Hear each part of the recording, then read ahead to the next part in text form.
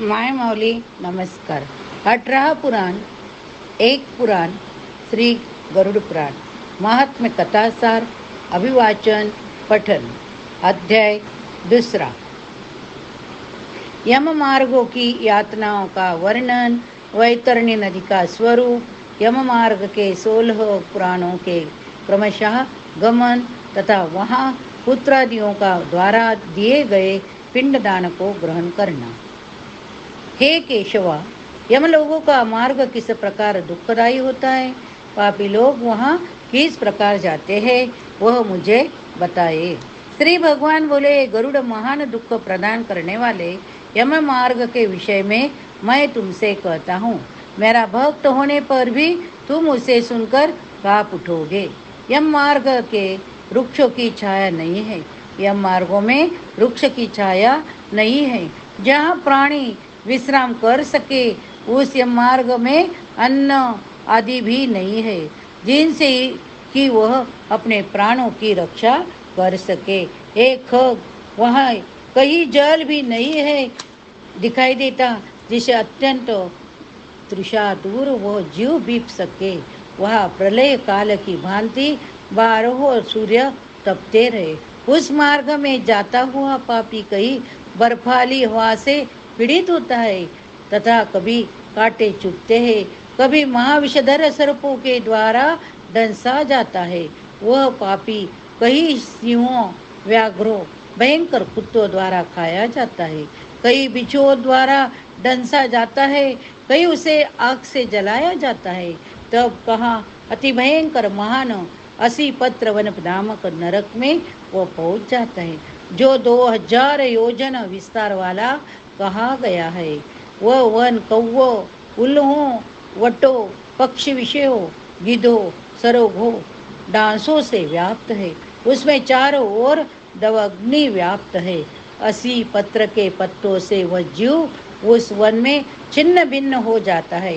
कई अंधे कुएं में गिरता है, कई विकट पर्वत से गिरता है, कई चूरे की धार पर चलता है तो कई कोल्हों के ऊपर चलता है, कई घने अंधकार में गिरता है, कई उग्र भय वे उत्पन्न करने वाले जल में गिरता है, कई जोकों से भरे हुए कीचड़ में गिरता है तो कई जलते हुए कीचड़ में गिरता है, कई तपी हुई बालुका से व्याप्त, कई धगधगते हुए ताम्रमय मार्ग, कई अंगार की राशि, कई अत्याधिक धुएं से भरे हुए मार्ग पर उसे चलना पड़ता है.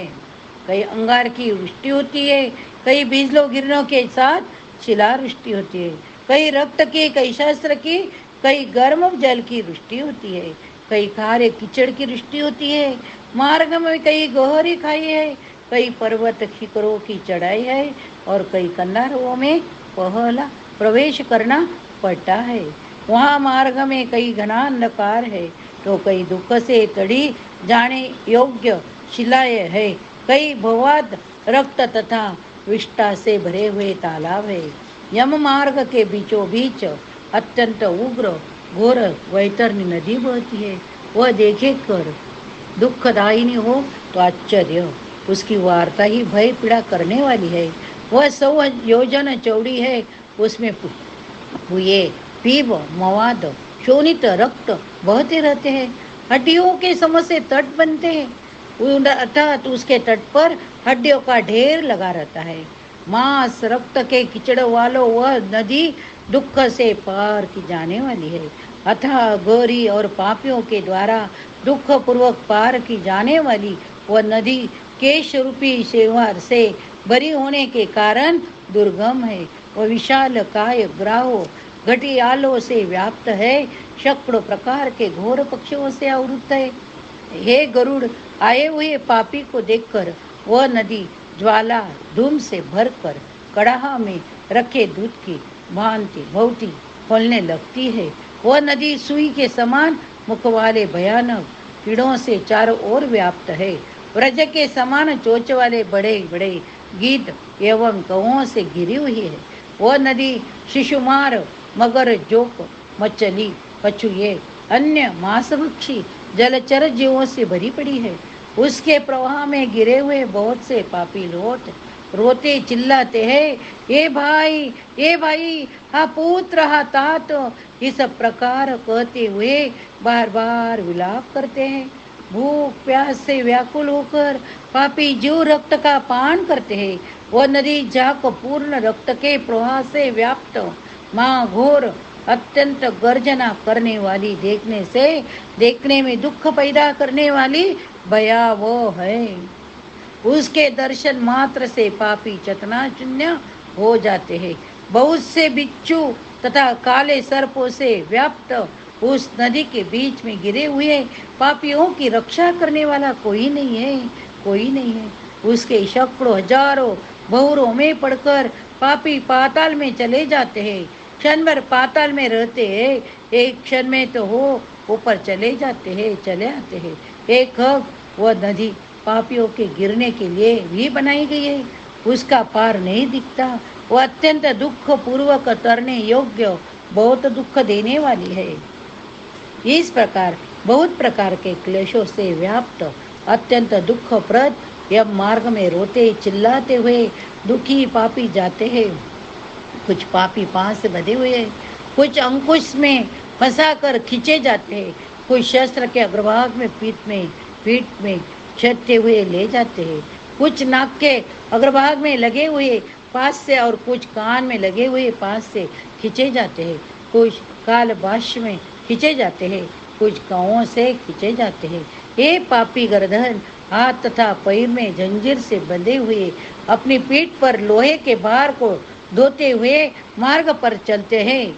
अत्यंत घोर दूतों के द्वारा मुदुगरों से पिटे जाते हुए वे मुख से रक्त वमन करते हुए तथा वमन किए हुए रक्त को पुनः पीते हुए आते हैं। उस समय अपने दुष्कर्मों को सोचते हुए प्राणी अत्यंत ग्लानि का अनुभव करते हैं और अतीव दुखित होकर यमलोक को जाते हैं। इस प्रकार यम मार्ग में जाता हुआ वह मंदबुद्धि प्राणी हा पौत्र, इस प्रकार पुत्र पौत्र को पुकारते हुए हाय इस प्रकार विलाप करते हुए पश्चाताप की ज्वाला से जलता रहता है। यह विचार करता है कि मान पुण्य के संबंध से मनुष्य जन्म प्राप्त होता है। उसे प्राप्त कर भी मैंने धर्माचरण नहीं किया। यह मैंने क्या किया? मैंने दान दिया नहीं, अग्नि में हवन किया नहीं, तपस्या की नहीं, देवताओं के भी पूजा नहीं की, विधि विधान से तीर्थ यात्रा नहीं की, तीर्थ सेवा की नहीं की। अतः ये जीव जो तुमने किया है उसी का फल भोगो। हे देही, तुमने ब्राह्मणों की पूजा की नहीं, देव नदी गंगा का सहारा लिया नहीं, सत्पुरुषों की सेवा की नहीं, कभी भी दूसरों का उपकार नहीं किया नहीं। इसीलिए हे जीव, जो तुमने किया है अब उसी का फल भोगो। मनुष्यों और पशु पक्षियों के लिए जलहीन प्रदेश में जलाशय का निर्माण किया नहीं, गौओं ब्राह्मणों को आजीवन के लिए थोड़ा भी प्रयास किया नहीं। इसीलिए हे देही, तुमने जो किया है उसी से अपना निर्वाह करो।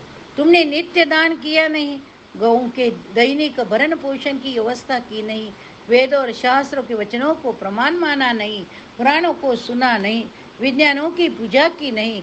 इसलिए हे देही, जो तुमने किया है उन्हीं दुष्कर्मों के फल को अब भोगो। नारी जीव भी पश्चाताप करते हुए कहता है, मैंने पति की हितकर आज्ञा का पालन किया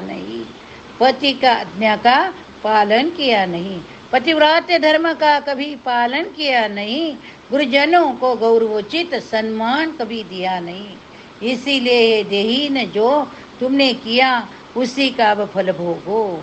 धर्म की बुद्धि से एकमात्र पति को सेवा की नहीं, पति को मृत्यु हो जाने पर वही प्रवेश करके उनका अनुगमन किया नहीं, वैधव्य प्राप्त करके त्यागमय जीवन व्यतीत किया नहीं। इसलिए देहीन, जैसा किया उसका फल भोगो। मास पर्यंत किए जाने वाले उपवासों में तथा चांदयान व्रतों आदि सुविस्तीर्ण नियमों की पालन से शरीर को सुखाया नहीं।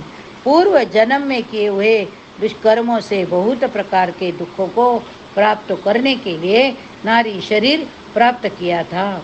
इस तरह बहुत प्रकार से विलाप करके पूर्व देह का स्मरण करते हुए मेरा मानव जन्म शरीर कहाँ चला गया, इस प्रकार चिल्लाता हुआ वह यम मार्गों में चलता है। ये इस प्रकार 17 दिन तक अकेले वायु से चलते हुए 18वें दिन वो प्रेत सौम्य रूप में जाता है। 17 दिन तक वायु वेग में, बाद में 18 दिन में प्रेत सौम्यपुर में जाता है। इस रमणीय श्रेष्ठ सौम्यपुर में प्रेतों का महान गण रहता है। वह पुष्पभद्रा नदी, कौन सी नदी? पुष्पभद्रा, और अत्यंत प्रिय दिखने वाला वटवृक्ष। क्या? वटवृक्ष। उस पुर में यमदूतों के द्वारा उसे विश्राम कराया जाता है। वहाँ दुखी होकर स्त्री पुत्रों के द्वारा प्राप्त सुखों का स्मरण करता है।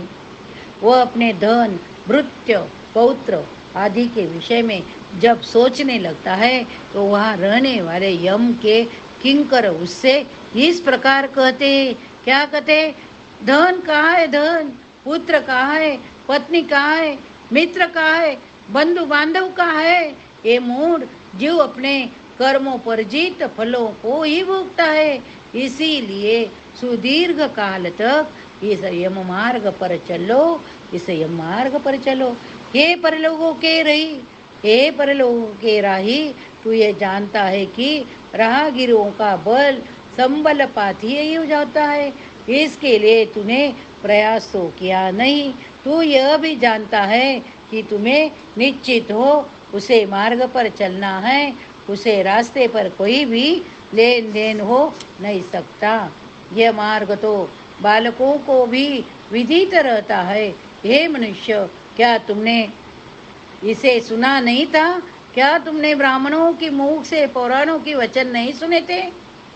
इस प्रकार कहकर मुठगरों से पिटा जाता हुआ ये जीव गिरते पड़ते दौड़ते बलपूर्वक पाशों से खिंचा जाता है। यहाँ स्नेह कृपा के कारण पुत्र पौत्र द्वारा दिए हुए मासिक पिंड को खाता है। उसके बाद यह जीव सौरीपुर को प्रस्थान करता है। कहाँ प्रस्थान करता है? सौरीपुर को। यह सौरीपुर में काल के रूप को धारण करने वाला जंगम नामक राजा रहता है। उसे देखकर वह जीव भयभीत होकर विश्राम करना चाहता है। उसे पुर में गया हुआ वह जीव अपने स्वजनों के द्वारा दिए हुए त्रैमाक्षिक अन्न जल को खाकर उस पुर को पार करता है।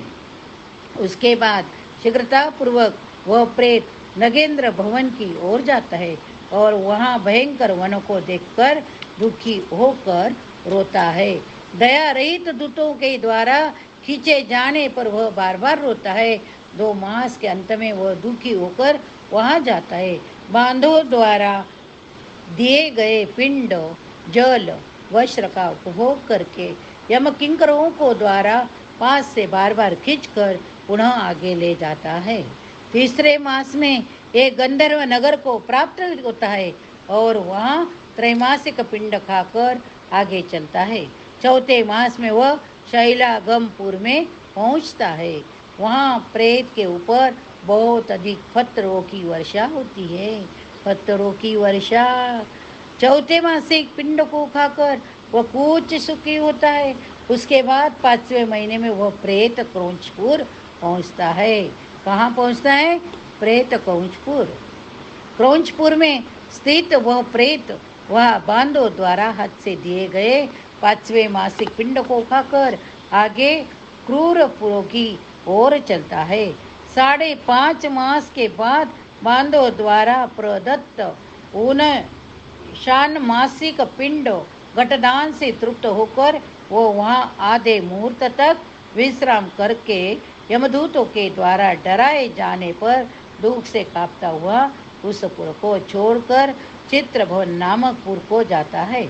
वह यम का छोटा भाई विचित्र नाम वाला राजा राज्य करता है। उस विशाल शरीर वाले राजा को देखकर जब यह जीव डर से भागता है तब सामने आकर घीवर उससे वह कहती है, हम इस महावैतरणी नदी को पार करने वालों के लिए नाव लेकर आए। क्या लेकर आए? नाव लेकर आए। यदि तुम्हारा इस प्रकार का पुण्य हो तो इसमें बैठ सकते हो। तत्वदर्शी मुनियों ने दान कियो वितरण देना या बांटना कहा है। ये वैतरणी नदी वितरण के द्वारा भी पार की जा सकती है, इसीलिए इसको वैतरणी कहा जाता है।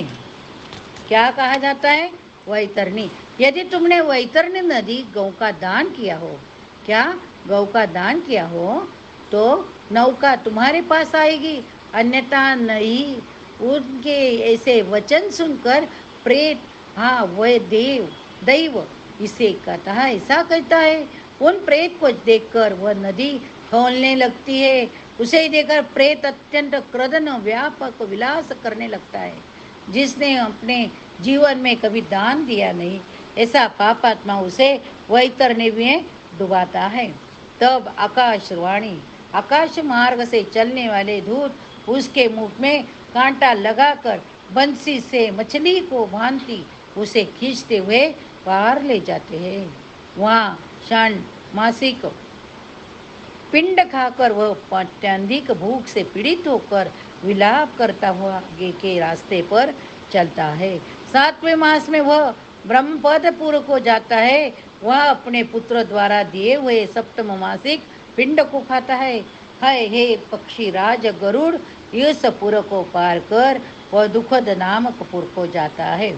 आकाश मार्ग से जाता हुआ यह महान दुख प्राप्त करता है। वह 8वें मास में, कितने मास? 8वें मास में दिए हुए पिंड को खाकर आगे बढ़ता है। 9वां मास पूर्ण होने पर नाना क्रंदपुर को प्राप्त होता है। वह क्रंद करते हुए अनेक भयावह क्रंद गुणों को देखकर स्वयं शून्य हृदय वाला यह जीव दुखी होकर आक्रंदन करके लगता है। उस पुरे को छोड़कर वह यमदूतों के द्वारा भयभीत किया जाता है। 10वें दिन महीने में अत्यंत कठिनाई से सुतप्त भवन नामक नगरी में पहुंचता है। कौन से दिन? 10वें दिन। वहाँ पुत्रादि से पिंड दान जलांजलि प्राप्त करके भी सुखी नहीं होता। 11वां मास पूरा होने पर वह रौद्रपुर जाता है। कहाँ जाता है? रौद्रपुर। और पुत्रादि के द्वारा दिए हुए एकादश मासिक पिंड को कहा जाता है। 11.5 मास बीतने पर वह जीव पयोवर्षण नामक नगरी में पहुंचा। वहाँ प्रेत को दुख देने वाले मेघ घनघोर वर्षा करते हैं। वहाँ पर दुखी वह प्रेत उनाब्दिक श्राद्ध के पिंड को खाता है। उसके बाद वर्ष पूरा होने पर वह जीव शीताढ्य नामक नगर को प्राप्त करता है। वहाँ यम से भी 100 गुनी अधिक मान ठंड पड़ती है। शीत से दुखी तथा क्षुधित हो जीव इस आशा से दिशाओं में देखता है कि शायद कोई हमारा बांधव हो जो मेरे दुख को दूर दूर करे। तब उनकी यम के दूत कहते हैं, तुम्हारा ऐसा पुण्य कहाँ है? फिर वार्षिक पिंड को खाकर वह धैर्य धारण करता है। उसके बाद वर्ष के अंत में यमपुर के निकट पहुंचने पर वह प्रेत बहुभीति रूप में जाकर हाथ भर माप के अपने शरीर को छोड़ देता है। हे पक्षी, पुनः कर्म भोग के लिए अंगुष्ठ मात्र के वायु स्वरूप यातना देह को प्राप्त करके वह यमदूतों के साथ जाता है। हे कश्यप आत्मज, जिन्होंने और्ध्य देहिक मरण कालिक दान नहीं दिए है, वे यमदूतों के द्वारा दृढ़ बंधों से बंधे हुए अत्यंत कष्ट से यमपुर को जाते हैं। ये आकाशगामी धर्मराजपुर में 4 द्वार है, जिनमें से दक्षिण द्वार के मार्ग का तुमसे वर्णन कर दिया है। कौन सा भाग? दक्षिण मार्ग का वर्णन किया। इस प्रकार भयंकर मार्ग में भूख प्यास श्रम से दुखी जीव जिस प्रकार जाते हैं वह सब मैंने बतला दिया। और कहाँ सुनना चाहते हो? इसी प्रकार गरुड़ पुराण के अंतर्गत सारद्वार में यम मार्ग निरूपण नामक दूसरा अध्याय पूरा हो गया। अभी तीसरा अध्याय में अपन यम यातना का वर्णन चित्रगुप्त द्वारा श्रवण से प्राणियों के शुभाशुभ कर्म के विषय में पूछना, श्रवणों द्वारा वह सब धर्मराज को बताना, धर्मराज दंड द्वारा का निवारण करेंगे। हरि ओम, हरि ओम। पुराणां सर्वशास्त्राणां प्रथमं ब्रह्मणा स्मृतम् उत्तमं सर्वलोकानां सर्वज्ञानोपपादकं त्वमेव माता च पिता त्वमेव बन्धुश्च सखा त्वमेव विद्या द्रविणं त्वमेव सर्वं मम देव।